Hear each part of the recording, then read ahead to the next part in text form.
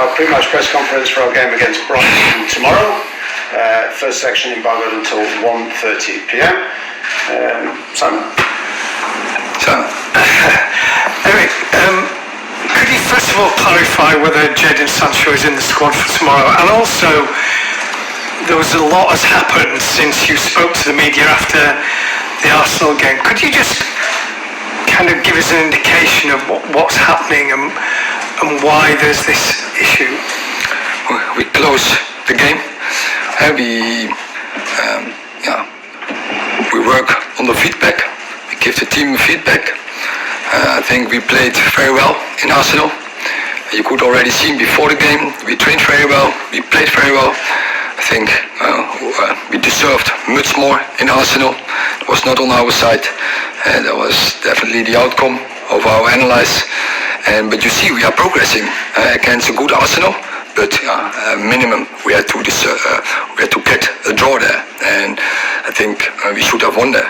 But we didn't. But we take the performance, and also in the last 2 days when all the players they came back, we trained very well, and we are ready to fight Brighton. Very good Brighton, but we are really looking forward to. We have a lot of energy. But I say we have a good vibe, so we are ready for it. With respect, I asked you about Jadon Sancho and his response to what you said after that game, and also the statement that came out yesterday, whether there's been a resolution to that? I think everything is set. So, and as I said, the squad is strong, the squad is in good spirit, good mood, go into the game.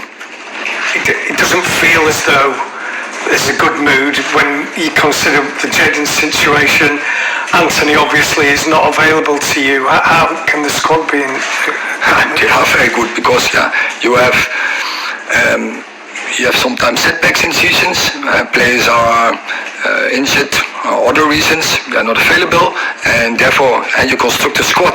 And the squad is very good, and players who are available are very motivated to give a good performance. Erik, can you give us an insight into who is available for this game then? Alessandro Martinez, is he okay to play? Yes. No issues with his injury anymore then? No. Victor Lindelof's okay? Yes. Mason Mount? No. Rafael Varane?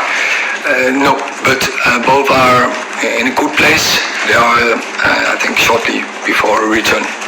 Can I ask you about Harry Maguire as well? The England manager Gareth Southgate and Harry's mum actually have spoken out about some of the abuse that Harry's received over the last few weeks, months, even years for Harry, the way it's been going.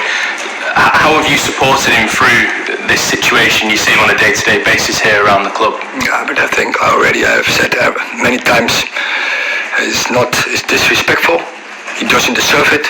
He's a great player. He's given great performances.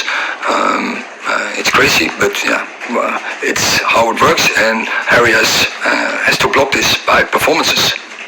And obviously Harry said as well that he feels he's able to cope with the criticism, the scrutiny, the abuse. On a day-to-day basis, like I say, being here around him, how do you see him dealing with that? Yeah, good, but it's unjustified. If you see his career, it's a great career, and it has a lot to come. And as I said, he has to block it by good performances. Thank you. Hi, Erik. How much do you feel sometimes a bit of a father figure to some of these players with all the management you have to do around them? You know, it's not just what they're doing on the training pitch, is it? No. It's also you live with the generation. It's about team constructions, the group dynamic, but it's always about team.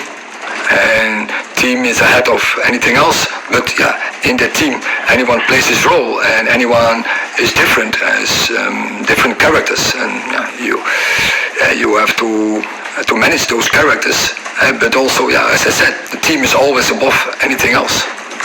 And you know, we know that you can have a very, very strict line sometimes. Do you stick to that with these players, or have you been able to give a bit more leeway to some than others?